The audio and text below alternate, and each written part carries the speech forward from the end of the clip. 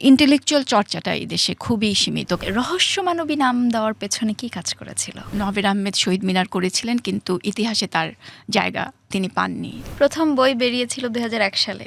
Google অনেক কিছু বানিয়ে বলে। ওই সময় নারী লেখক কতজন ছিলেন? নভের আহমেদের শিল্প হচ্ছে স্বাধীন শিল্প। আমি যদি এই দেশের নাগরিকত্ব পেতাম, এরকম কোনো মনে হয়েছে কখনো? আমরা আসলে ইতিহাস হারিয়েছি।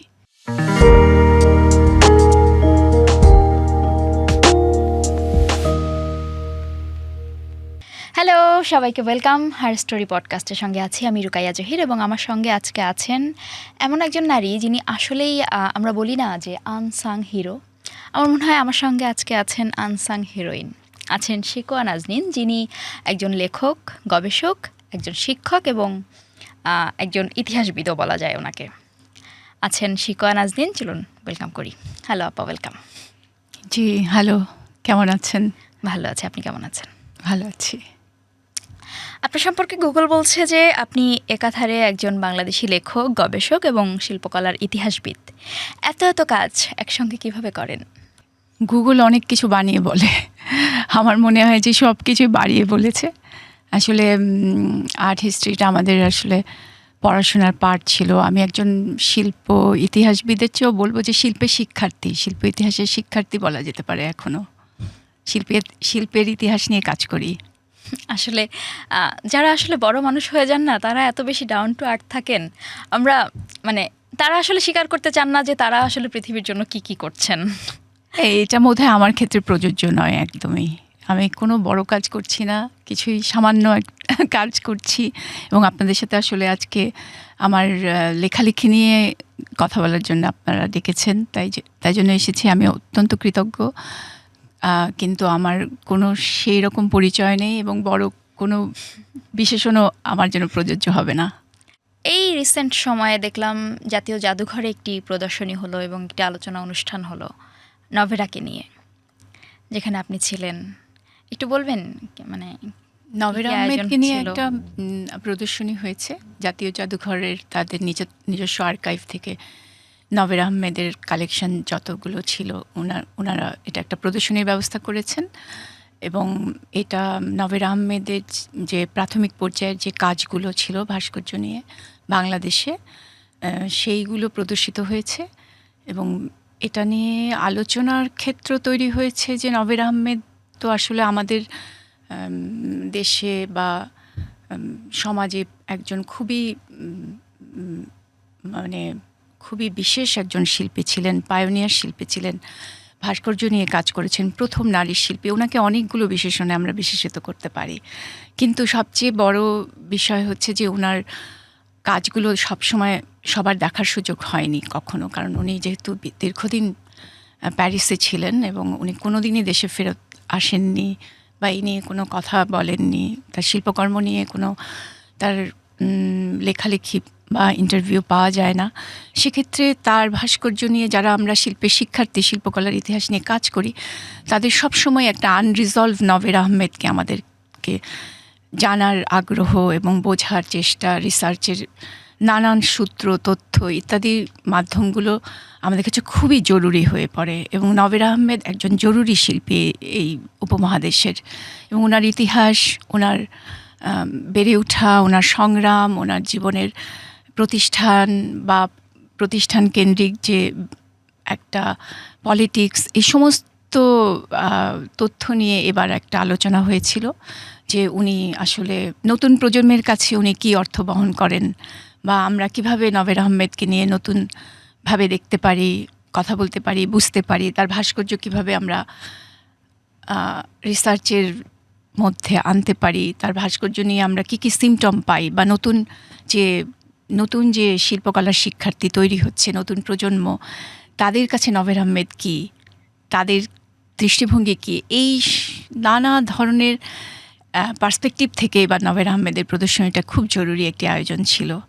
যে বিষয়টা আমি বলছিলাম এই পডকাস্টের আগে, যে হচ্ছে আজকে হার স্টোরির গেস্ট কিন্তু আসলে একজন নন, দুইজন গেস্ট আজকে, এবং একজন আপনি যিনি এখানে বসে আছেন, আর যার গল্প আমরা শুনছি নভের আহমেদ। আপনি একটি বই লিখেছেন, সেখানে লেখা নভেরা শিল্পের রহস্যমানবী বইয়ের নাম। এই যে রহস্যমানবী নাম দেওয়ার পেছনে কি কাজ করেছিল? আচ্ছা, নভের আহমেদকে ঘিরে আপনারা আমি যদি একটু প্রসঙ্গ থেকে একটু দূরে যেয়ে একটু নভের আহমেদকে বোঝার চেষ্টা করি, যে নভের আহমেদের ভাস্কর্য যখন আমরা দেখছি তখন কিন্তু এবার জাদুঘরে যে প্রদর্শনীটি হলো আমার দেখার সুযোগ হয়েছে। আমরা যখন এই ভাস্কর্য প্রদর্শনী দেখি তখন কিন্তু আমাদের প্রথমেই মনে আসে না যে নভের আহমেদ একটা বড় শিল্পী ছিলেন বা একজন নারী শিল্পী ছিলেন বা একজন ঐতিহাসিক চরিত্র ছিলেন। আমরা কিন্তু এভাবে নভের আহমেদের ভাস্কর্যের দিকে তাকাই না। আমরা দেখি যে আমাদের প্রতিদিনের জীবনযাপনের ভেতরে নভের আহমেদের ভাস্কর্য কীভাবে পাল্টে দিয়েছিল দৃশ্য ভাষা, কীভাবে ভিজুয়াল ল্যাঙ্গুয়েজকে পাল্টে দিয়েছিল, কিভাবে আমাদের প্রতিদিনের ইন্ডেক্সকে পাল্টে দিয়েছিল, যেটা আপনারা আমরা 60-এর দশকের কথা যদি ফেরত যাই, যদি 60-এর দশকে, এবং আপনি দেখবেন যে নভের আহমেদ তখন এই বাংলাদেশের প্রেক্ষাপটে যে দেশ ভাগ হলো, 47-এ দেশ ভাগ হলো, তারপরে নভের আহমেদরা কলকাতায় ছিলেন। তাদের ইতিহাসটা যদি একটু আলোচনা করি, কারণ এই রহস্য মানবী বুঝতে হলে আমাকে একটু ইতিহাসের পরিক্রমার দিকে তাকাতে হয়। তো আমরা দেখছি যে নভের আহমেদ কলকাতায় ছিলেন, তারপর ওনার বাবা দেশ ভাগের পরে ওনার বাবা চাকরি সূত্রে এখানে চলে আসেন এই বাংলায়। কুমিল্লায় কিছুদিন ছিলেন, নভের আহমেদ কলেজে এখানে ভর্তি হন, এবং তারপরে উনি 50 সালে থেকে উনি লন্ডনে পড়তে যান। এবং আপনি বুঝতেই পারছেন যে 1950 সালের দিকে, ওই 60-এর দশকের শুরুতে কোনো নারী বিদেশে পড়তে যাচ্ছেন এবং সেটা শিল্পকলা, সেটা একটা ঐতিহাসিক ঘটনা আমাদের এই বাংলার ইতিহাসে। তাই, মানে ওই সময়টাতে আমার মনে হয় যে ছেলে শিক্ষার্থী যারা, তারাও কি আসলে শিল্পকলার প্রতি খুব একটা আগ্রহী ছিল না। তখন তো প্রতিষ্ঠান পড়তে গেলেন, তখন আসলে আমাদের এখানে প্রতিষ্ঠান জাস্ট তৈরি হলো। জয়নুল আবেদিন আসলেন, একঝাঁক শিল্পী আসলেন ওপার বাংলা থেকে দেশভাগের পর, এবং তারা এসে এখানে প্রতিষ্ঠান তৈরি করলেন, চারুকলা তৈরি করলেন, এবং অল্প কিছু স্টুডেন্ট নিয়ে তারা প্রথম বর্ষের শুরু করলেন। কিন্তু নভের আহমেদ পড়তে গেলে এইটার সাথে প্রতিষ্ঠানের কিন্তু কোনো সম্পর্ক নাই।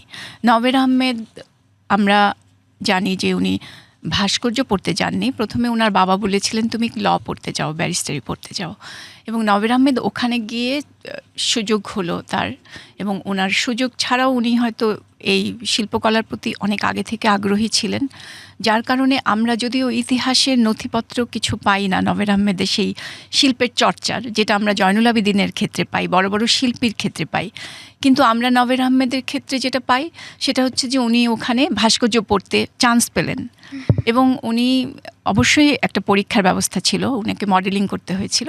উনি সেখানে সুযোগ পেলেন ক্যাম্পারওয়েল আর্ট স্কুলে ভাস্কর্য পড়তে, এবং সেখানে ভাস্কর্য পড়তে গিয়ে উনি নানান ঘটনার সাথে জড়িয়ে গেলেন। সেটা হচ্ছে যে উনি ইউরোপে গেলেন, উনি প্যারিসে গেলেন, উনি রোমে গেলেন, উনি ভেনিসে, উনি নানান দেশ, ইউরোপের নানান দেশ পর্যবেক্ষণ করলেন, শিল্পীদের বড় বড় কাজ দেখলেন, উনি রেনেসা পিরিয়ডের কাজ দেখলেন, মিকেলেঞ্জেলো দেখলেন, রাফায়েল দেখলেন, দোনাতেল্লো দেখলেন, বতিচেল্লি দেখলেন। উনি এই দেখা ওনাকে আসলে অনেক, যেটা শিক্ষার অংশ ছিল আসলে। ভাস্কর্য রেনেসা পিরিয়ড দেখা তখন আসলে ইংল্যান্ডের শিক্ষা ব্যবস্থা, ইউরোপের শিক্ষা ব্যবস্থা, আর্টের শিক্ষা ব্যবস্থার পার্ট ছিল। তো উনি এই সব ছাড়াও উনি ব্যক্তিগত উদ্যোগেও উনি একজন নামকরা ভাস্করের কাছে স্টুডিওতে গিয়ে কাজ শিখলেন। তো এই কাজগুলো ওনাকে একটা অনন্য বৈশিষ্ট্যতা দান করেছিল। উনি যখন ফেরত আসলেন পড়া শেষ করে, ডিপ্লোমা শেষ করে, 55 সালে শেষ হয় পড়াশোনা, উনি 56 সালে দেশে আসলেন। তখন আমাদের মাতৃভাষা আন্দোলন শেষ হলো।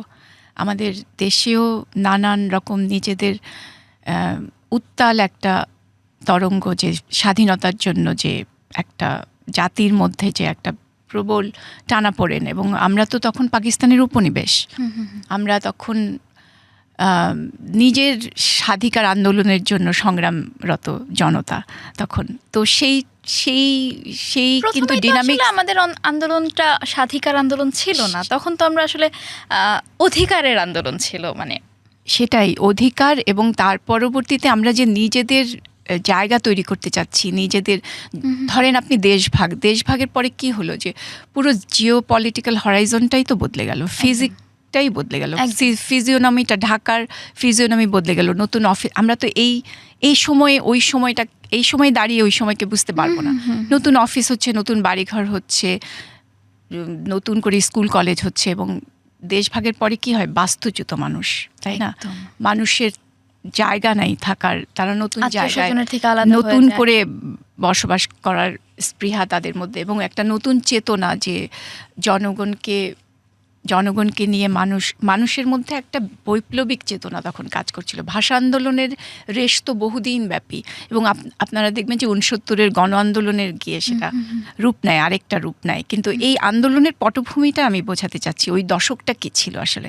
নভের আহমেদের পড়তে চলে যাওয়া এবং পড়া শেষ করে ফেরত আসার দশকটা, এই বাংলাদেশ কী ছিল সেইটাকে একটু বোঝার চেষ্টা, যে কেন আমি নভের আহমেদের কাজকে বলতে চাচ্ছি যে, বা ব্যাখ্যা আজকে কেন গুরুত্বপূর্ণ, বা আপনি আমাকে কেন এখানে ডেকেছেন, এই সমস্ত প্রেক্ষাপটটাকে বিশ্লেষণ করবার জন্য ওই দশকটা খুব ইম্পর্ট্যান্ট ছিল আমাদের বোঝা আর কি।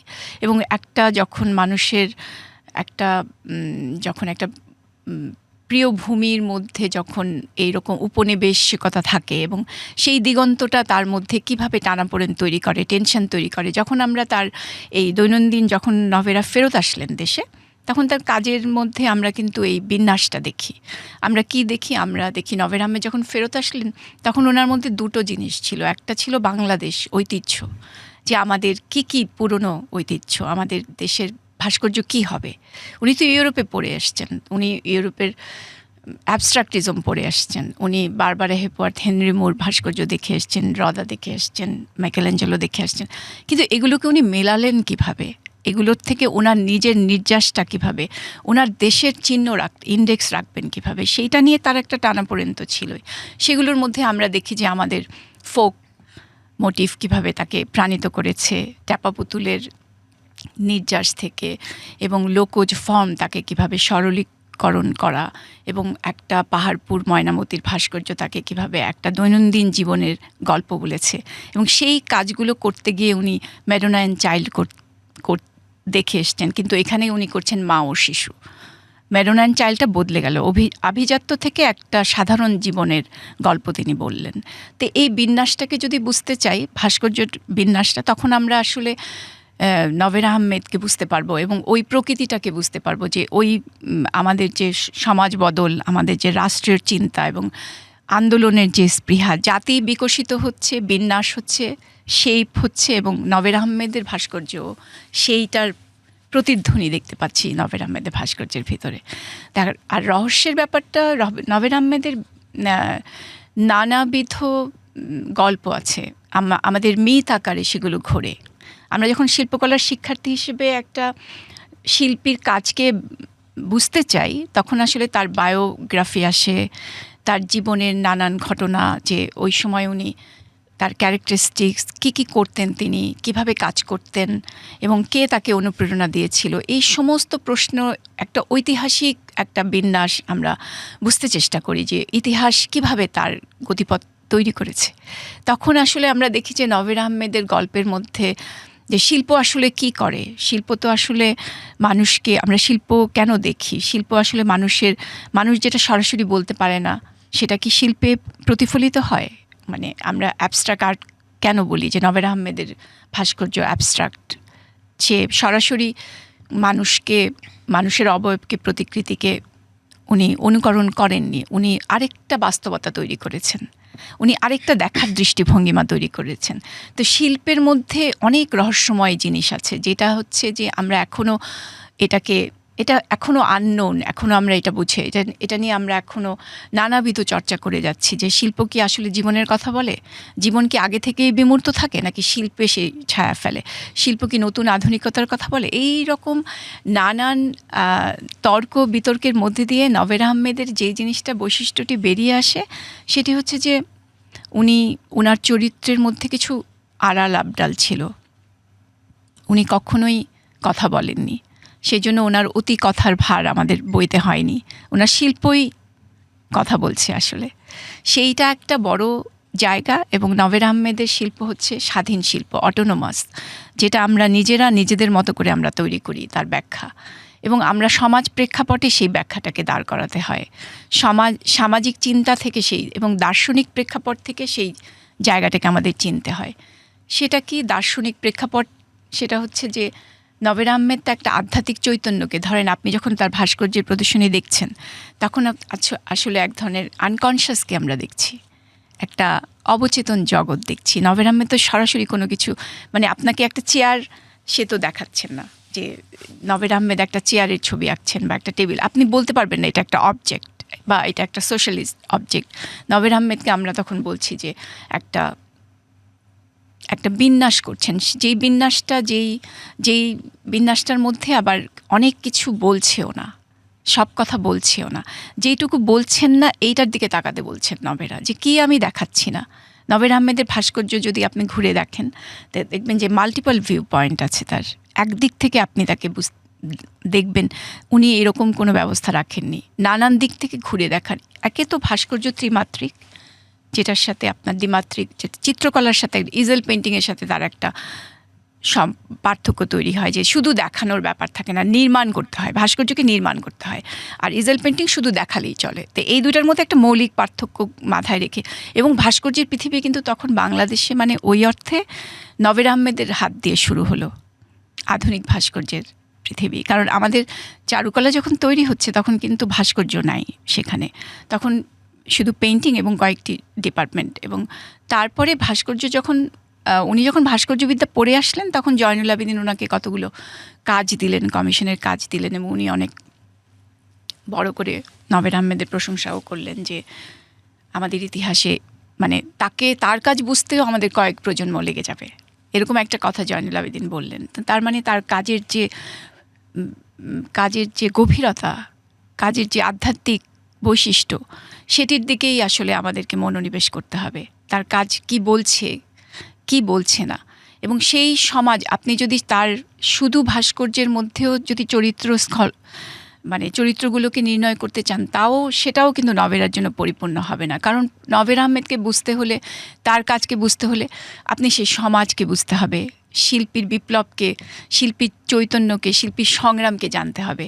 সেই সামগ্রিক ইতিহাসটার আবার পটভূমিটা নভেরা আহমেদ নিজেই উনি কখনোই কোথাও মানে প্রকাশ করেননি, যার কারণে তার ইতিহাস থেকে আমরা আসলে ইতিহাস হারিয়েছি। এটি আমরা বলি যে আমরা ইতিহাসের সন্ধানে আছি। নভেরার ইতিহাসটা আমরা এখনও খুঁড়ে চলছি, আমরা তৈরি করতে চাচ্ছি সেই সমাজ বাস্তবতা দিয়ে, যে বাঙালি মুসলমান সমাজ থেকে একটা মেয়ে নারী শিল্পী বিদেশে পড়তে যাওয়া, তার মানে সেটা রক্ষণশীল সমাজ ছিল না, সেটা প্রগতিশীল সমাজ ছিল, প্রগতিশীল একটা পরিবার, যেখানে নভেরা নাচ গান করতেন, নভেরা আর্ট করতেন, মার কাছ থেকে উনি ইন্সপায়ার্ড হয়েছিলেন ছোটোবেলায়, মা ভাস্কর্য করতেন, পুতুল করতেন, উনি সেটা থেকে ইন্সপায়ার্ড হয়ে পরবর্তীতে, এবং এটা তো একটা ক্রাফটসম্যানশিপেরও ব্যাপার আছে। আপনি শুধু ইকোনমিক্সের বদলে পড়লেন, লয়ের বদলে আর্ট পড়লেন, এত সহজ সিম্পল জিনিস না। এটা যখন নভেরার কাজের মধ্যে আমরা দেখি তার ক্রাফটসম্যানশিপ, না তিনি কীভাবে সেগুলোর মধ্যে একটা আর্টিস্টিক ক্রিয়েশন ছিল, আর্টিস্টিক কনস্ট্রাকশন ছিল, সেইটা একটা রহস্যময় দিক তো আছেই। এই আর্টিস্টিক কনস্ট্রাকশনের নাম আপনি দিতে পারবেন না, যেন আপনি কম্পোজিশন দেখছেন, আপনি নারী পরিবার দেখছেন, নারী চরিত্র দেখছেন, আপনি আমাদের এই ভূমির অনেক কিছু আছে নভেরার ভাস্কর্যে, এখনও সেটা আবিষ্কৃত হয়নি। আমাদের পাহাড়পুর ময়নামতির আমাদের বুদ্ধিস্ট মনাস্ট্রিস, আমাদের বুদ্ধিস্ট আধ্যাত্ম দর্শন আছে নভেরার কাজের ভেতর, সেটা আমরা এখনও আবিষ্কার করে উঠতে পারিনি। এবং সেইটা থেকে উনি প্রাণিত ছিলেন, এবং সেইটা থেকে প্রাণিত হয়ে উনি কিভাবে ইউরোপের বিমূর্ত ভাস্কর্যর সঙ্গে এটাকে ব্লেন্ড করেছেন, সেটাও আমরা এখনও আবিষ্কার করতে পারিনি। এবং নভেরার ভাস্কর্য আপনি ঘুরে দেখলে, আপনি যদি ওনার ভাস্কর্য দেখার সুযোগ হয়, বা আমার কিছুদিন আগে আমরা যে ভাস্কর্যের অভিজ্ঞতার মধ্যে গেলাম, সেখান থেকে দেখলাম যে উনি কীভাবে একটা না বলা কথা, মানে কথার মধ্যে, এবং কোনো উত্তর নেই, কিন্তু অনেক প্রশ্ন আছে তার ভাস্কর্যের মধ্যে, অনেক প্রশ্ন, এবং অনেক আমরা বলছি যে সুরিয়ালিস্টিক বা কিউবিস ফর্ম, কিন্তু এই ফর্ম আবার ফর্মলেস। কখনো আপনি দেখবেন সেই ফর্মটা আবার ফর্ম না, সেই ফর্মটা কখনো ছবির মধ্যে গিয়ে বিলীন হয়ে যাচ্ছে, ছবিতে কখনো আপনার পাখি মুখ এবং মানুষ মুখ এক হয়ে যাচ্ছে, অ্যানথ্রোপোমরফিক, একটা একটা শরীর পাখি হতে গিয়ে আবার মানুষ হয়ে যাচ্ছে, মানুষ হতে গিয়ে আবার বিলীন হয়ে যাচ্ছে। সে কোনোটার মধ্যেই আমি সেই চরিত্র ধরে আমি নভেরা আহমেদকে অনেক বেশি রহস্যময় মনে করি। এবং এই কারণে আমি রহস্যমানবী নামটি দিয়েছি। আর শিল্পের চরিত্রের মধ্যে একটা রহস্যমানবীর ঘটনা আছে, যেটা হচ্ছে যে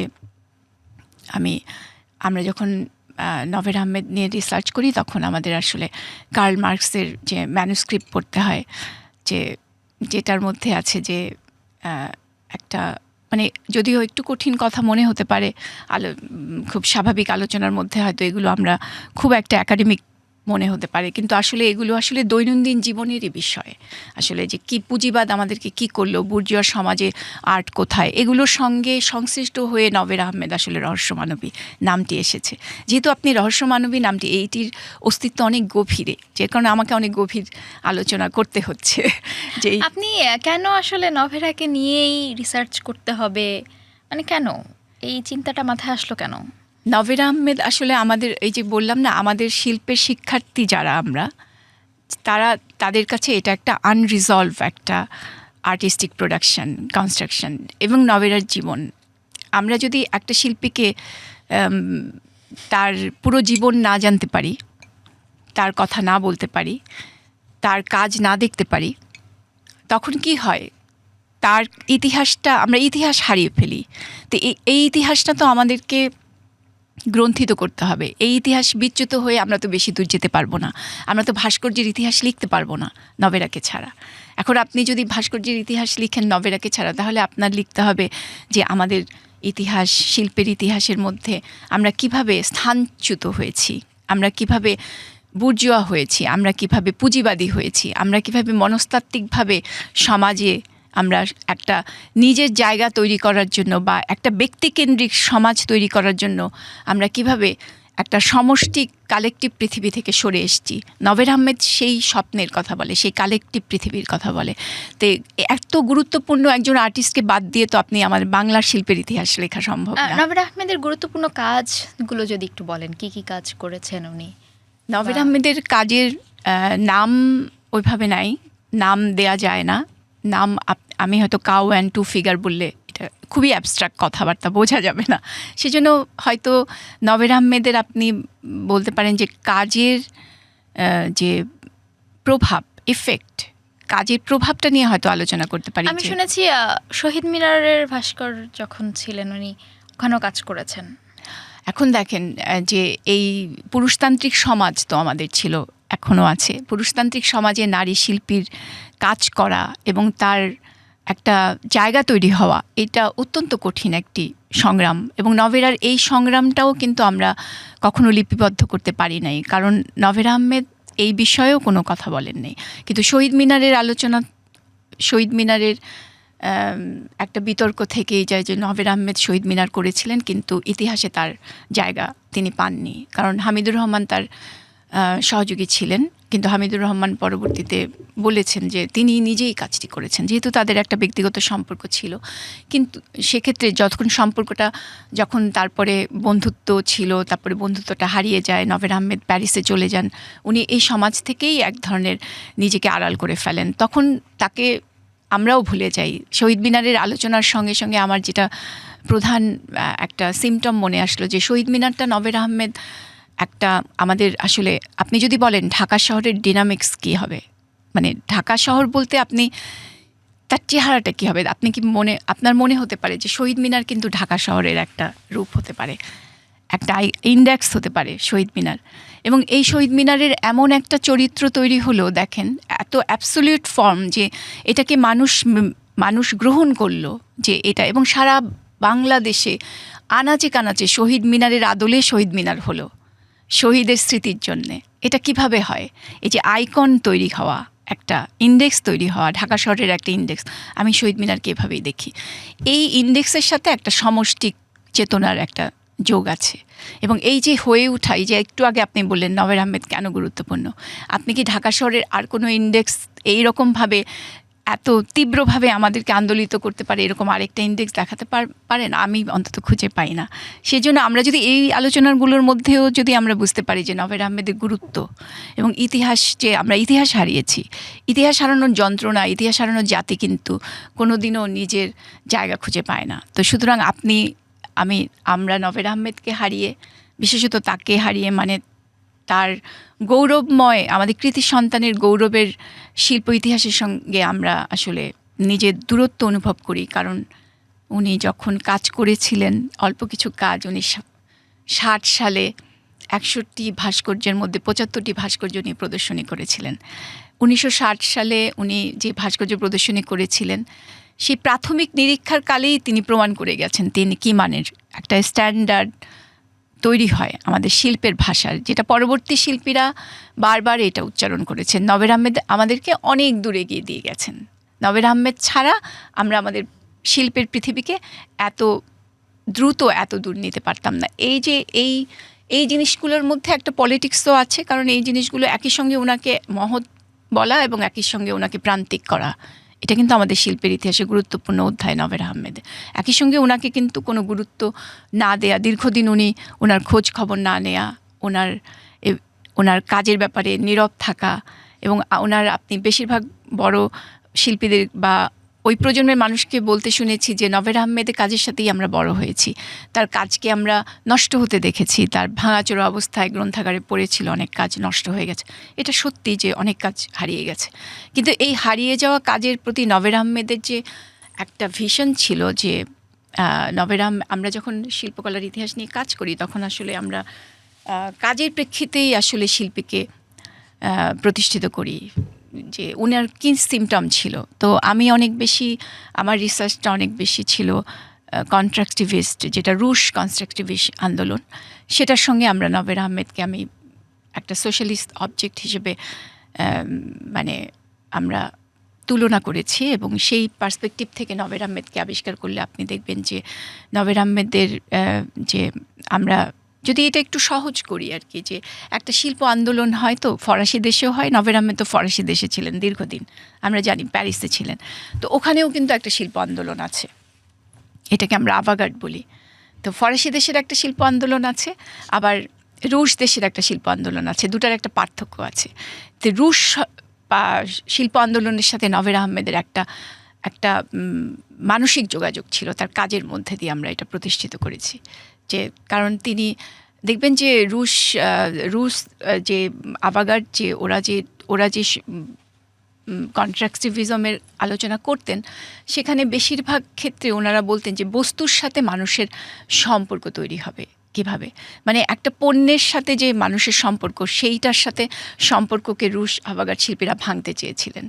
এবং আপনি দেখবেন যে যখন এই শিল্পীর আলোচনা করবেন তখন কিন্তু এই জিনিসগুলো আপনাকে মানে কনফ্রন্ট করতে হবে। পুঁজিবাদ কী, পণ্য কী, শিল্প তো একটা পণ্য আকারে দাঁড়িয়ে যায়। আপনি যখন শিল্পের সেই শিল্প বস্তুর সঙ্গে যখন মানুষের সম্পর্ক তৈরি না হয়, তখন সেটি একটি আলাদা অবজেক্ট হিসেবে, সেটি একটি ফেটিশ ক্যারেক্টার হিসেবে দাঁড়িয়ে যায়। সুতরাং সেইটার সাথে শিল্পের একটা বড় যোগাযোগ আছে, এবং সেই আন্দোলনটাকে আমরা কনস্ট্রাকটিভিস্ট আন্দোলন বলছি, এবং সেই আন্দোলনের সাথে নভের আহমেদের মানসিক যোগাযোগ ছিল। সুতরাং এটাকে বুঝতে হলেও আমাদের সমাজ, আমাদের সেই সময়কে বুঝতে হবে, নভের আহমেদ কোন সমাজ থেকে পড়তে গিয়েছিলেন, কোন সমাজে উনি শিল্পী হিসেবে বেড়ে উঠেছিলেন, এই যে দেখাকে আমাদের অ্যানালাইসিস করতে হবে। তখন এই সিমটমগুলো নিয়ে পূর্ণাঙ্গ আমাদের শিল্পের ইতিহাস রচনা সম্ভব হবে। আপনি তো শিল্পকলায় পড়েছেন।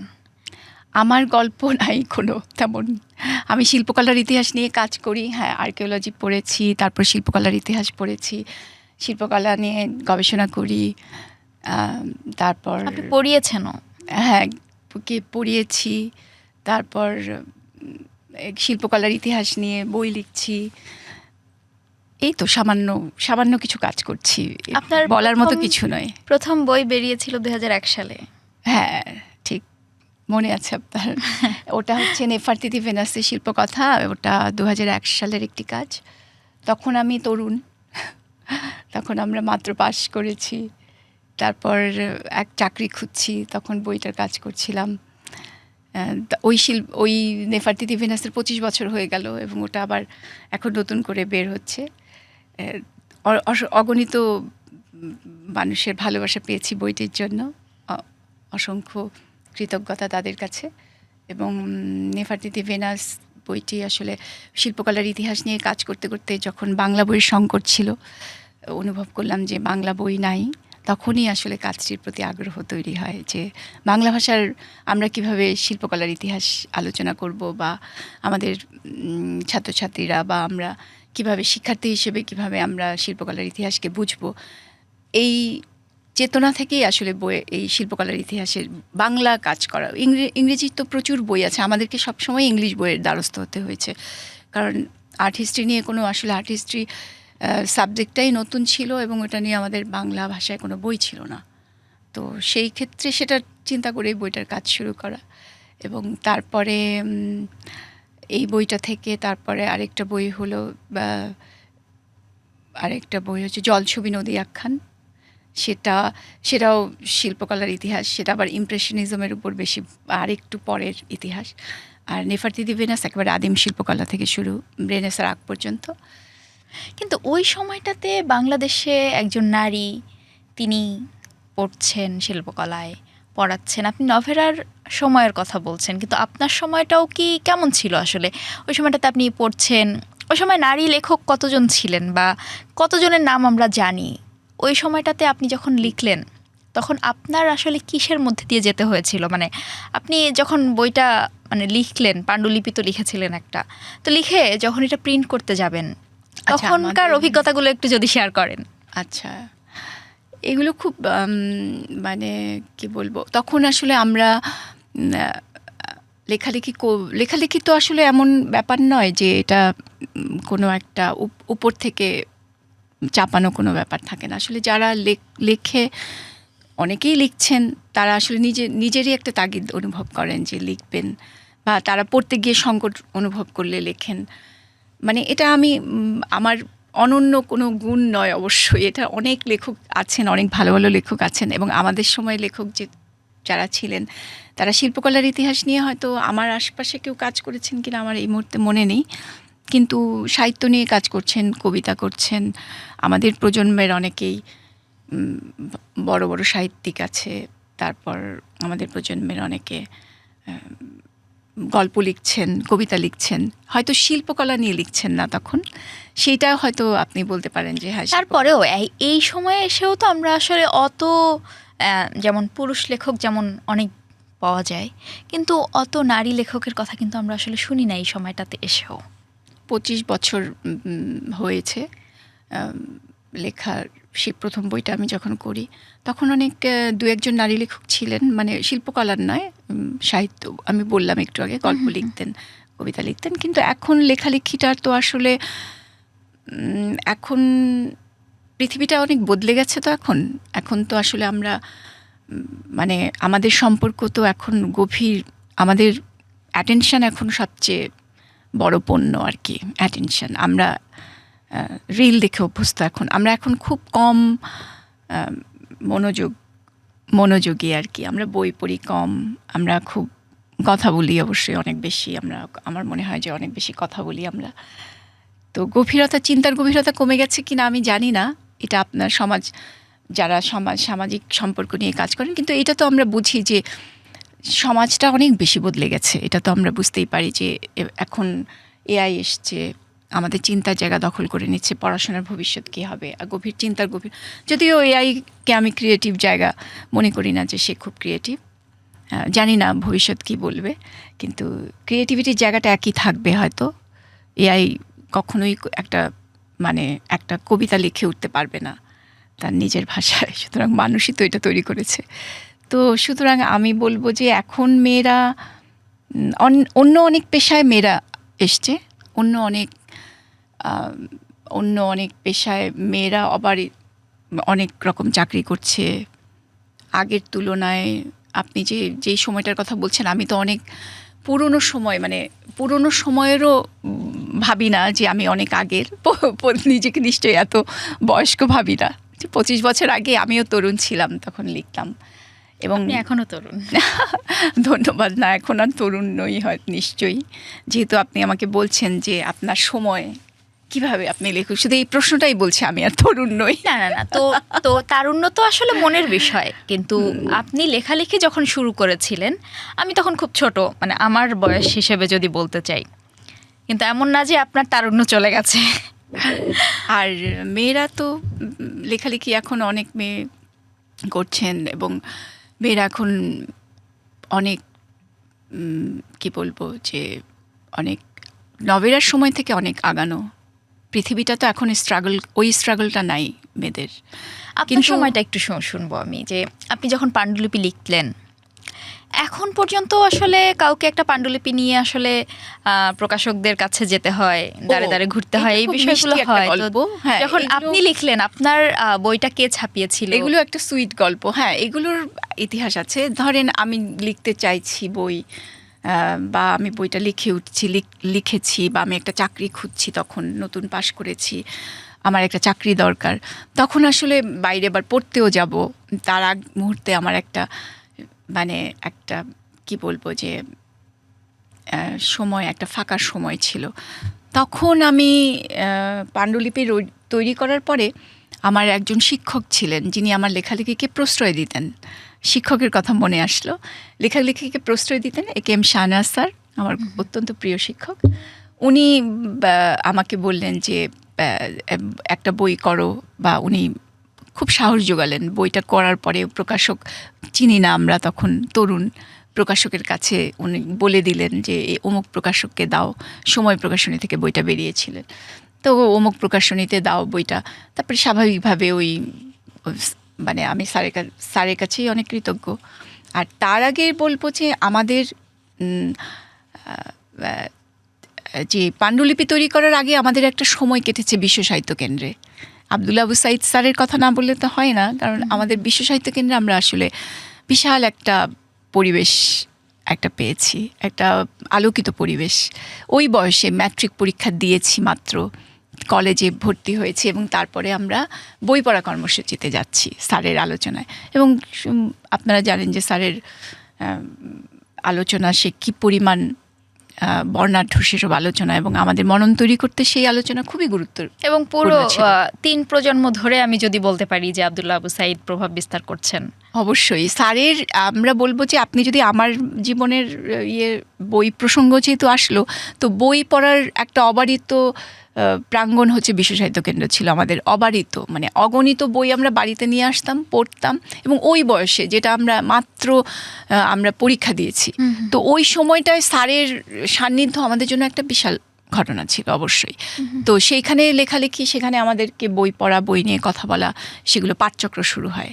সেই বই নিয়ে কথা বলা, চিন্তা করা, আপনি বলতে পারেন যে চিন্তার সূত্রপাত স্যারের একটা ভূমিকা ছিল আমাদেরকে তৈরি করার ক্ষেত্রে। এবং আমরা অনেকেই কেন্দ্র থেকে বেরিয়ে আমরা নিজেরা বইয়ের কাজ করেছি অনেকেই, এবং সেটা হচ্ছে নিশ্চয়ই আমাদের জীবনে স্যারের একটা গুরুত্বপূর্ণ অবদান, এবং স্যারের কাছে আমাদের অশেষ কৃতজ্ঞতা সেজন্য।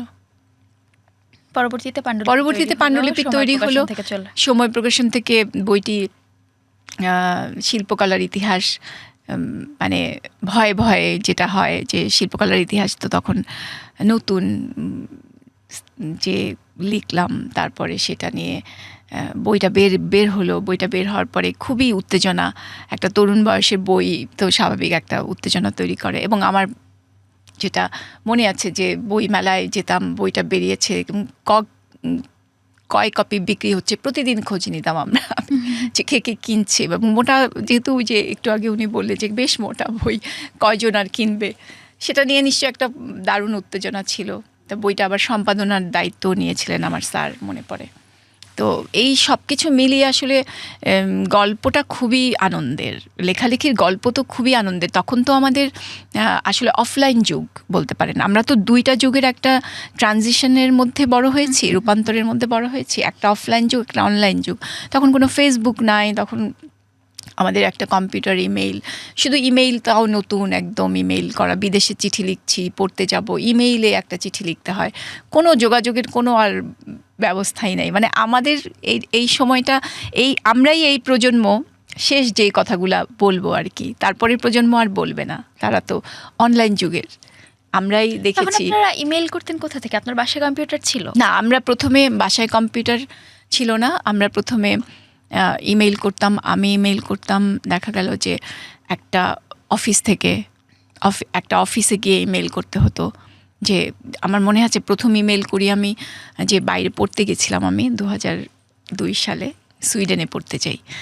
তো সেইখানে আমি টিচারকে ইমেইল করব সেটা বাইরে থেকে গিয়ে করেছিলাম, এবং সেই ইমেইলটাও হ্যাঁ সাইবার ক্যাফে ছিল তখন।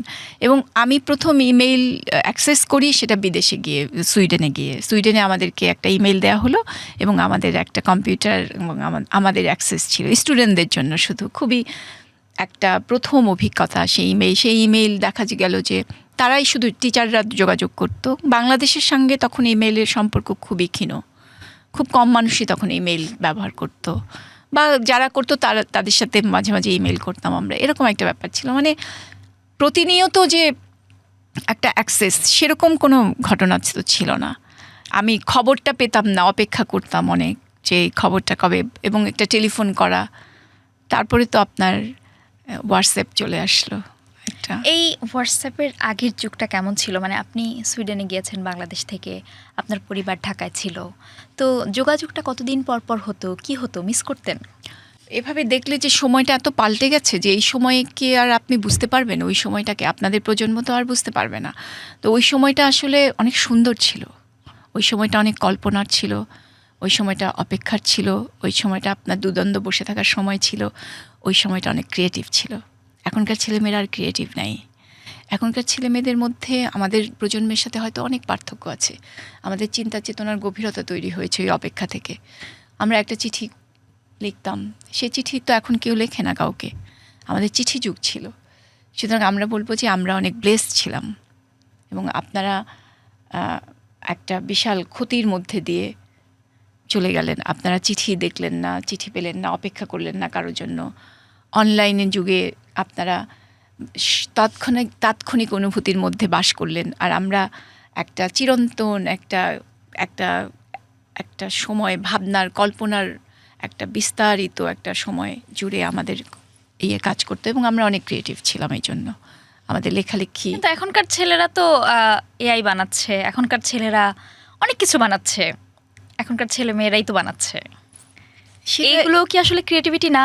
আসলে হ্যাঁ, অবশ্যই ক্রিয়েটিভিটি। প্রযুক্তির উন্নতি তো অবশ্যই ক্রিয়েটিভিটি, প্রযুক্তি। কিন্তু প্রযুক্তিকে আপনি কিভাবে ব্যবহার করবেন, আপনি দেখবেন যে মানুষ সবসময় কিন্তু মানে মানবিক, মানে মানুষের যদি আপনি ফ্র্যাগমেন্টেড করে ফেলেন যে মানুষের দৃশ্যকে, আপনি তো প্রযুক্তি ব্যবহার করলেন যে প্রযুক্তি আপনার থেকে এগিয়ে গেল। মানুষ তো ওই জায়গায় যেতে পারে না, মানুষের তো শরীর, মানুষের মন অত আগে পৌঁছায় না। কিন্তু মানুষের মন, আপনার প্রযুক্তি কিন্তু আপনাকে এমন জায়গায় নিয়ে গেল যে আপনার মন সেখানে পৌঁছালো না। এখনকার ছেলেমেয়েরা তো ডিজিটাল আর্টও বানাচ্ছে, ডিজিটাল ভাস্কর্য, সেটা অবশ্যই মুভিং ভাস্কর্য বানাচ্ছে। হ্যাঁ, সেটাকে আলাদাভাবে আবার মূল্যায়নের একটা তরিকা আছে। সেটাকে আমরা একদমই, ধরেন আপনি যদি পণ্যের পৃথিবী, ভোগ্য পণ্যের পৃথিবীতে আপনি যদি বলেন যে একটা বস্তুকে আপনি কিভাবে দেখবেন এবং আপনার সাথে তার সম্পর্ক কী, সেইটাকে নিয়ে যদি আপনি বিবেচনা করেন যে একটা মুভিং ক্যারেক্টার, ধরেন আমি একটা ছোট্ট উদাহরণ দিই যে একটা গাড়ি, যখন আমি পায়ে হাঁটতাম তখন আমি দৃশ্যপট কিন্তু আমার কাছে একরকম ছিল, আমি পায়ে হেঁটে রাস্তা দেখছি, দৃশ্য দেখছি। কিন্তু আপনি যখন গাড়ি আসলো তখন কি হলো, তখন গাড়ি কিন্তু আপনার দৃশ্যকে ফ্র্যাগমেন্টেড করে দিল। আপনি এখন আর পুরো দৃশ্য দেখেন না, আপনি দেখেন ক্ষণিকের দৃশ্য, আবছা দৃশ্য, বা আপনি বিস্মরণ, একটা বিমূর্ত পৃথিবী তৈরি হলো, যেই পৃথিবী আপনাকে আর সম্পূর্ণভাবে সন্তুষ্ট করতে পারলো না। এটা নিয়ে বিতর্ক হতে পারে, অনেক বিতর্ক হতে পারে, এই সন্তুষ্টি আমরা চাই কি না, বা পুঁজিবাদ আসলে কী বলে। এটা তো পুঁজিবাদেরই একটা বড় আস্ফালন, মানে যে সব কিছু গ্রাস করে নেবে, আপনি প্রযুক্তি গ্রাস করবে আপনাকে, আপনার মনকে প্রযুক্তি গ্রাস করবে, এবং সেই মন আপনি কি, এই যে আমি একটা উদাহরণ দিলাম যে ফ্র্যাগমেন্টেড মন, যেটা আমরা যে রাস্তা দিয়ে চলাচল করার সময় আমাদের যে দৃশ্যপট আমরা দেখেছি, যেই বিরান অঞ্চল জুড়ে, বা একটা মাঠের দৃশ্য, একটা পাখির দৃশ্য আমরা কল্পনা করেছি, সেই দেখাটা স্বাভাবিকভাবে বদলে গেল অনেক বেশি। প্রযুক্তি আমাদেরকে বদলে দিল। গাড়ি আপনাকে গাড়ি হচ্ছে সবচেয়ে বড় আবিষ্কার, মানে হিউম্যান সিভিলাইজেশনে, যেটাতে আপনি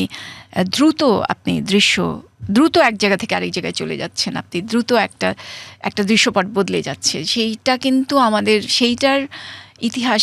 এবং আপনি যখন প্লেনে যাতায়াত করেন, আপনি দেখেন যে আপনার মন কি তার আগে আপনার শরীর চলে যাচ্ছে। ইভেন আপনি প্লেনকেও যদি বলেন যে আমি একটা জায়গায়, মানুষ কিন্তু মানবিক, শেষমেশ একটা মানবিক পৃথিবীর ছবি সে দেখে, যে আপনার শরীরের আগে যেখানে সত্য উপস্থিত হয়ে যায়, আপনার মনের আগে যে সত্য উপস্থিত হয়ে যায়, সেটার সাথে আপনাকে নিশ্চয়ই অনেক বেশি যুদ্ধ করতে হয়। কি জানি, এই নিয়ে যারা রিসার্চ করছেন নিশ্চয়ই তারা অনেক বেশি ভালো বলতে পারবেন। নিশ্চয়ই আমরা একটু আপনার সম্পর্কে একটু জানি। আপনি বলছিলেন যে অনেক দিন পর পর যোগাযোগ হতো, কিভাবে যোগাযোগ হতো? আপনার ফ্যামিলিতে তখন কারা ছিলেন? আমি পারিবারিক গল্পগুলো বলার মতন মানে একটা বিখ্যাত মানে মানুষ আমি না যে পরিবারের গল্প বলবো, কিন্তু আমি বলতে পারি যে আমার নিজের যে যাত্রাপথ, যে পড়তে যাওয়া বিদেশে এবং সেখান থেকে যোগাযোগ করা দেশের সাথে, দেশে বাবা মা ছিলেন, বাবা মার সাথে যোগাযোগ করা, ভাই বোন ছিলেন, বোনের সাথে যোগাযোগ করা, বোন ছোট ছিল। কিন্তু এগুলো আসলে এগুলো ইতিহাসের মধ্যে কি এখন খুব রেয়ার ঘটনা? আপনাদের কাছে কি একটা অলৌকিক মনে হয় যে অনেক আগের? এগুলো তো খুব একটা মানে খুব স্বাভাবিক যে পরিবার ছেড়ে গেলে, যেমন আমার বাবা সবসময় পরিবারের বাইরে থাকতে হতো তাকে চাকরির কাজে, সে অনেক দিন বিদেশে ছিলেন আমাদেরকে ছাড়া, এবং আমাদের সাথে তখন ট্রাঙ্কল বা একটা চিঠি আসতো নীলখামে, যে সেটার মধ্যে একটা মানে পোস্ট কার্ড টাইপের চিঠি, যেটা ওপেন, যেটা কোনো খাম বন্ধর কিছু না, সেখানে সেটাই 2 মাস ধরে আসতো। 2 মাস পরে আমরা সেই চিঠিটা পেতাম বাবার, যে এবং ওপেন চিঠি, সেখানে সবার কথা লেখা আছে। তার মানে আমি এখন যদি সেই সময়টাকে চিন্তা করি, তার মানে কি আমরা তো এই জিনিসটা মিস করি না এখন আর। তা আপনার কি? আমার কাছে এটা মনে হয় যে আমার বাবা যেভাবে আমাদেরকে রেখে রেখে চাকরির কারণে দূরে থাকতে হয়েছিল, নিশ্চয়ই আমাদেরকে অনেক মিস করতেন তিনি, এবং আমাদের চিঠি লিখতে হতো বাবাকে। আমাদের একটা সময় ছিল আমরা চিঠি, ঈদে আসলে আমরা ঈদ কার্ড পাঠাতাম বাবাকে। আপনি সুইডেনে পড়াশোনা করতে গেলেন এবং সেখান থেকে ফিরলেন কবে? অনেকেই আছে যে সুইডেনে যায় পড়াশোনা করতে, কিন্তু পরবর্তীতে ওখানেই সেটেল হয়, এরকম আছে, কিন্তু আপনি ফিরলেন কবে? আমি মাস্টার্স করতে গেছিলাম, মাস্টার্স করেই ফিরে এসেছিলাম আমি। তারপর আমার এখানে কাজ করলাম অনেক দিন, কাজের সূত্রে এখানে থাকতে হলো, এখানে ইউনিভার্সিটিতে পড়ালাম। তারপরে পরবর্তীতে আমি আবার পরবর্তীতে পড়াশোনার কারণে, একাডেমিক কারণে আমি কিন্তু আবার গেলাম, সেটা সুইডেনে, কানাডায় গেলাম। আমি ইউবিসি, ইউনিভার্সিটি অফ ব্রিটিশ কলম্বিয়ায় পড়তে গেলাম তারপরে, এবং সেখানে আর্ট হিস্ট্রি নিয়ে পড়াশোনা করলাম, সেখানে কাজ করলাম, সেখানে রিসার্চ প্রজেক্ট, বিভিন্ন প্রজেক্টের সঙ্গে যুক্ত হলাম, কাজ করলাম, এবং এখনও চলছে কাজ, আসা যাওয়া চলছে এই দেশ ওই দেশ, নানান দেশে। কখনো মনে হয়নি যে কোনো একটা দেশে আমি থাকবো, আমি যদি এই দেশের নাগরিকত্ব পেতাম, এরকম কোনো মনে হয়েছে কখনো?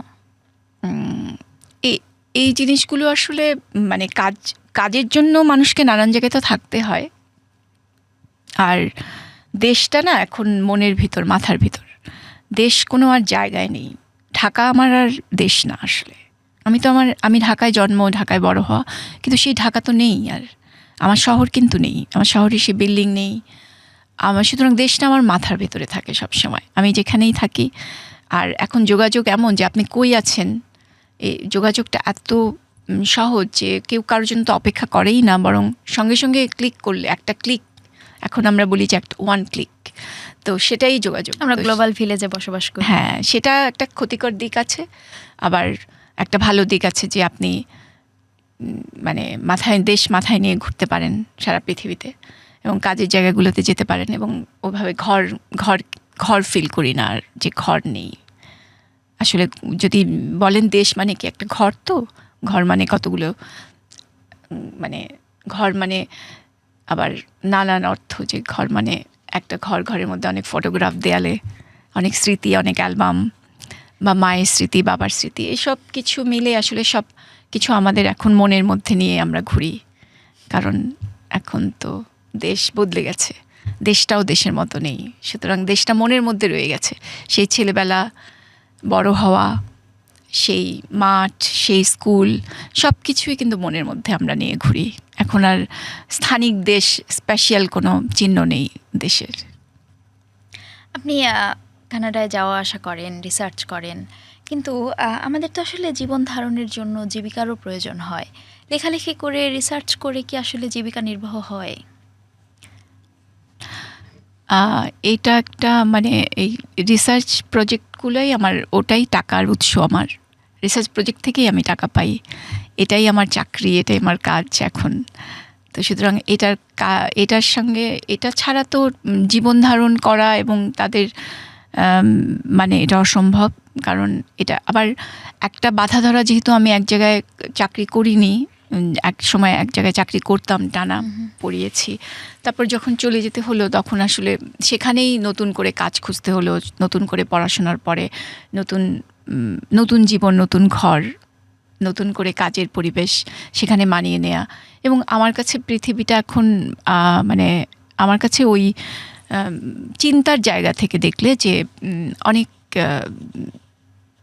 মিনিংফুল আর কি, যে যেহেতু আমি যেই কাজটা করতে চাই আমি সেই কাজটা করতে পারছি কিনা, আপনার কাছে সব কিছু আছে কিনা, মানে সব বইগুলো আছে কিনা, আপনার কাছে আপডেটেড রিসার্চ আছে কিনা। কারণ আপনি যখন একটা জায়গায় থাকবেন তখন আসলে সব কিছু আপডেটেড না থাকলে তখন আপনি পরবর্তী কাজটা এগিয়ে নিতে পারবেন না। তো সেই সব চিন্তা করে হয়তো এখন আমার ক্ষেত্রে এই জিনিসটা খুব জরুরি, যে আমি কিভাবে এগুলোকে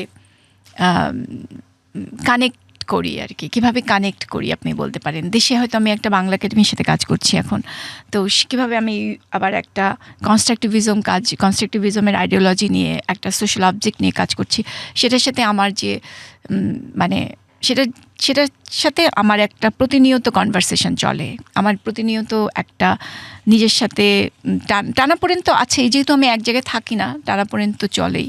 কিন্তু তারপরেও যেটা বলবো যে একটা সুবিধা আছে যে আমাদের তো দেশ বদলে গেছে, আমাদের পটভূমি বদলে গেছে। আপনি যখন একটা আমি যখন একটা লাইব্রেরি প্রজেক্টে কাজ করি, লাইব্রেরিতে একটা মনে করেন যে ইউবিসি লাইব্রেরি আমাদের জন্য বিশাল একটা ভান্ডার, বইয়ের ভান্ডার বলেন, স্পেসের ভান্ডার বলেন, যে এত সুবিধা, তারপরে রাত অবধি আপনি কাজ করতে পারছেন, রাত 2-3 অবধি কাজ করতে, আপনার জন্য লাইব্রেরিটা খোলা রাখছে তারা। এবং এইটা যে মেয়েদের একটা কাজের, মানে আমি মেয়ে হিসেবেও কিন্তু অনেক বাইরে কাজ করি, ইভেন সুইডেনেও আমি যখন কাজ করেছি তখন আমি মেয়ে হিসেবে অনেক বেশি স্বাধীনতা ফিল করেছি, কারণ আমি রাত 2টার সময়ও বাড়ি ফিরতে পারছি। তো সেইটা আমার একটা কাজের সুবিধার জন্য, যে যখন আমি রিসার্চ প্রজেক্ট করি, যখন আমি কাজের মধ্যে থাকি, পরদিন আমার একটা ডেডলাইন থাকে, তখন আসলে আমার তো রাতের ফিরতে পারি না বাড়িতে। তখন ওই স্থানিক যে সমস্যাগুলো, সেগুলো হয়তো আমাকে কিছুটা আমি কম ফেস করেছি। আর আরেকটা হচ্ছে যে লাইব্রেরি কেন্দ্রিক যে রিসার্চ, যে ধরেন আমি একটা নভেলার আর্ট অবজেক্ট নিয়ে কাজ করছি বাইরের লাইব্রেরিতে বসে, তখন এটার সাথে কিন্তু তার পটভূমি আপনি একটা মানে সংগ্রামী বস্তু, শিল্প বস্তু নিয়ে আপনি, এটা আমার কাছে একটা দোটানা তৈরি করে মাঝে মাঝে, যে আপনি একটা আরামদায়ক শীতাতপ নিয়ন্ত্রিত জায়গায় বসে রিসার্চ করছেন, মানে এটার সাথে পলিটিক্সটা নাই, এটার সাথে গনগনে উত্তাপটা নাই। মানে শিল্পবস্তু নিয়ে আপনি কিন্তু গনগনে মানে সেই রাষ্ট্র, সেই আপনি মনে করেন যে বিদ্রোহ থেকে, যে সংগ্রাম থেকে, না, যে বিদ্রোহ, যে সংগ্রামের ইতিহাসের সঙ্গে জড়িত এই শিল্পবস্তু, সেই শিল্পবস্তু নিয়ে আমি রিসার্চ করছি একটা ভীষণভাবে কার্পেটেড এরিয়ার মধ্যে। এটা নিয়ে একটা টানাপোড়েন বা দোটানা থাকে। এটাও আরেকটা আপনার নতুন একটা জাজমেন্ট তৈরি হয়, নতুন একটা কনফ্রন্টেশন তৈরি হয় শিল্পবস্তুর সাথে আপনার সম্পর্ক। এবং এটাই বলি যে আর্ট হিস্ট্রিতে এটা খুব গুরুত্বপূর্ণ, শিল্পবস্তুর সাথে মানুষের সম্পর্ক তৈরি করা। এই সম্পর্কটা কি আসলে? ইউবিসিতে যখন গবেষণা করেন, বাংলাদেশের কোন লাইব্রেরিতে কি করেন এরকম? অবশ্যই বাংলাদেশের পাবলিক লাইব্রেরি, বাংলাদেশের জাদুঘরের লাইব্রেরি খুব ইম্পর্টেন্ট আমার কাছে। এই দুটোর একটু যদি পার্থক্য করতে, জাদুঘরের লাইব্রেরি কেমন লাগে আপনার কাছে? স্বাভাবিক বাংলাদেশের লাইব্রেরি এত আপগ্রেডেড না, ইউরোপের কি ঘাটতি আছে বাংলাদেশে? আমাদের যেটা মানে ইউরোপ, আমেরিকায়, কানাডায়, ইউপিসি এসব লাইব্রেরিগুলো হচ্ছে আপনাকে সবসময় আপডেটেড রিসার্চ পাবেন আপনি, মানে এবং আপডেটেড বইটা পাবেন আপনি, আপনাকে কিনতে হবে না, লাইব্রেরি আপনাকে বইটা দেবে, এনে দিবে, আপনি শুধু কল দেবেন বইটার যে এই বইটা আমার লাগবে, আপনি তাদেরকে জানাবেন, তারা কত দ্রুত আপনাকে সেটা পৌঁছাতে চেষ্টা করবে এটা কল্পনার বাইরে। মানে এইটা আমার জন্য খুব একটা নতুন অভিজ্ঞতা। স্বাভাবিক, আমরা এই দেশ থেকে গেছি, আমাদের লাইব্রেরি অ্যাক্সেস খুব সীমিত ছিল। ইউনিভার্সিটি লাইব্রেরি, জাহাঙ্গীরনগর বা চারুকলা লাইব্রেরিতে আমি কাজ করেছি।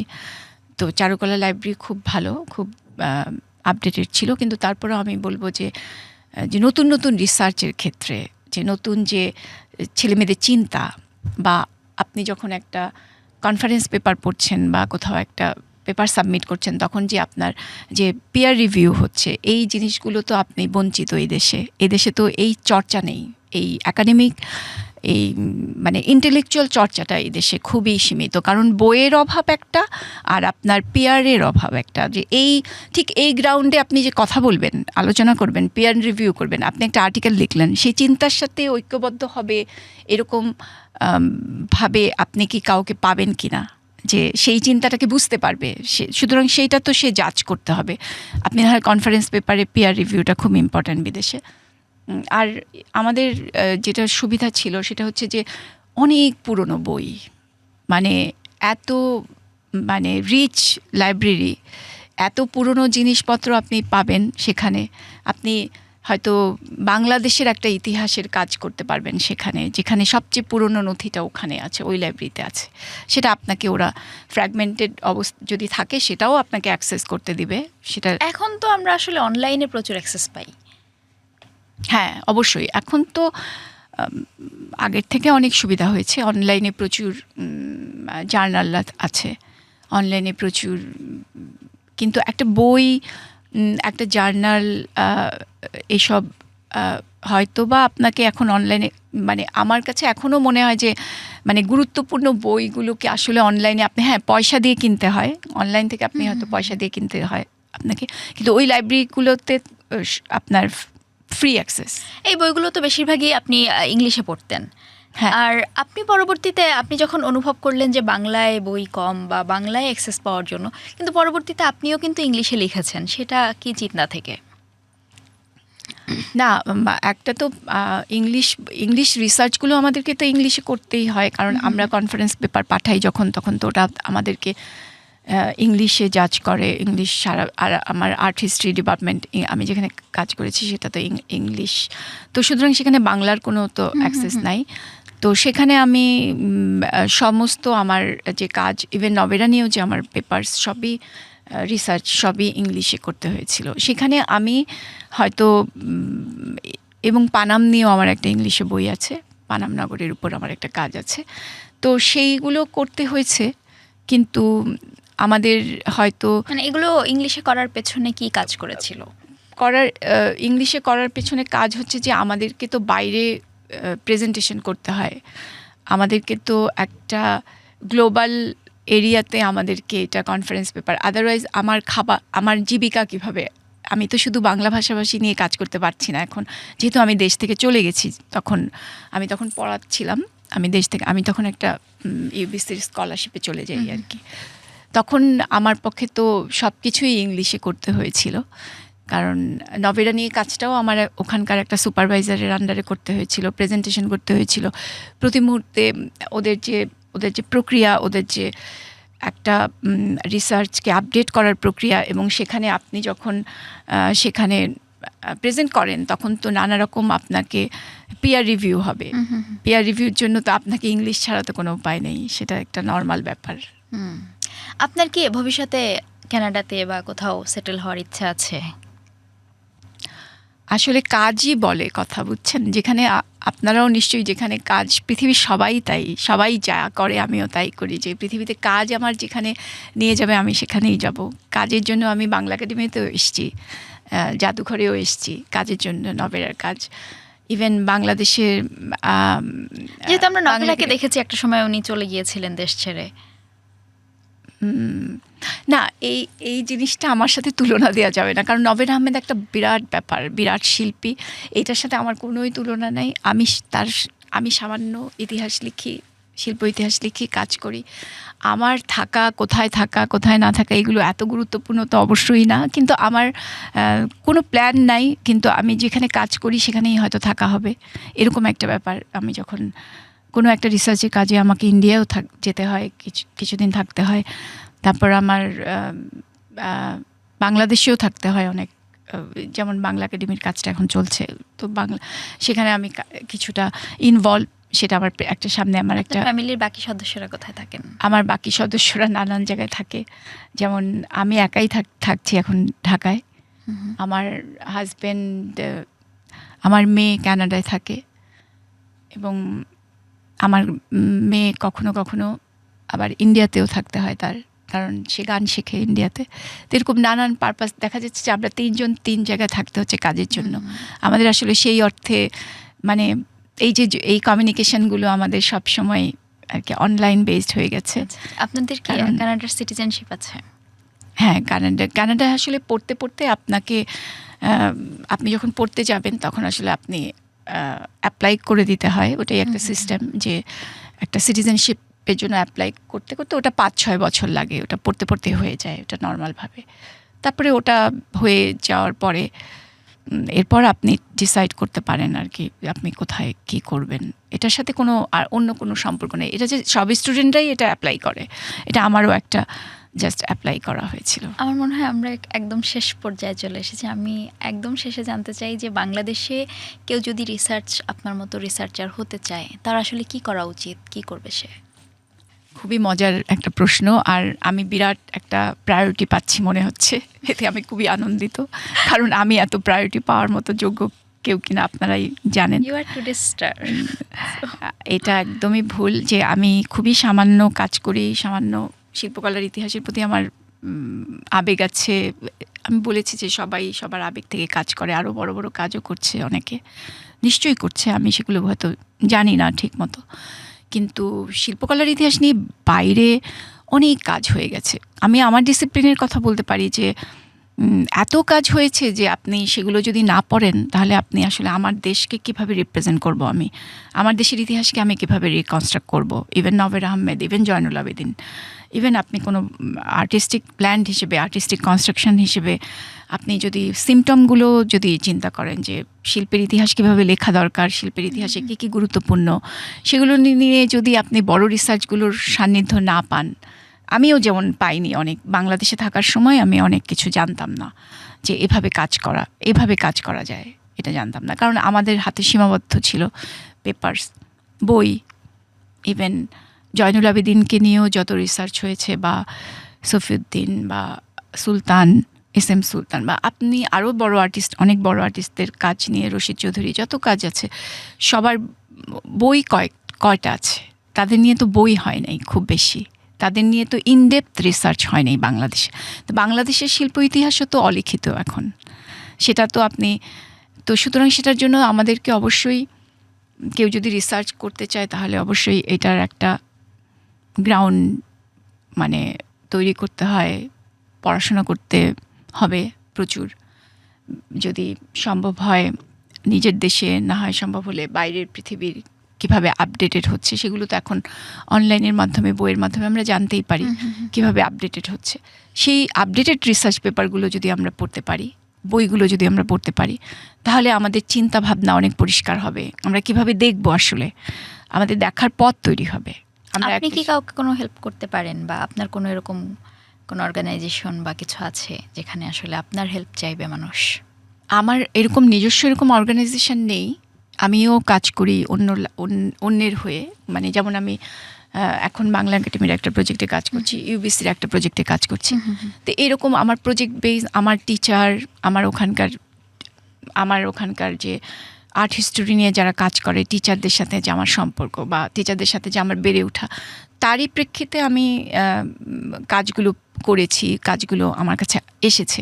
সুতরাং আমারও যদি এরকম হয় যে কোনো একটা প্রতিষ্ঠান এখানে রিসার্চ করতে চায়, বা এই সাবজেক্ট নিয়ে করতে চায়, অবশ্যই আমার যতটুকু আমার রিসোর্স আছে আমি তাদেরকে দিতে চাই। যে আমি যদি বাইরেও থাকি সেখান থেকেও আমি দিতে পারবো সেগুলো, যে এই মানে পড়াশোনা ছাড়া কোনো আসলে কোনো পথ নেই আসলে। আপডেটেড হতেই হবে আপনাকে, মানে আর আমাদের এখন আপডেটেড হওয়া তো খুব সহজ, যেহেতু আমাদের রিসোর্স আমরা এআই দিয়ে বা আমরা এখন অনলাইনে প্রচুর বই কিনতে পারি, আমরা আপডেটেড রিসার্চগুলো এইভাবে পড়তে পারি এবং কি কি কাজ হচ্ছে সেগুলো জানার চেষ্টা করতে পারি, এবং কিভাবে আমরা আমাদের আর্ট অবজেক্টকে মূল্যায়ন করতে পারি, সেগুলো আমাদের নিজেদের দেশের প্রেক্ষিতে নিজেদের প্রেক্ষাপট নিয়ে আমরা আলোচনা করতে পারি। আমার মনে হয় আজকে আমরা একদম শেষ করতে পারি, আর যদি সব শেষ আপনার কিছু বলার থাকে দেন আমরা শেষ করব।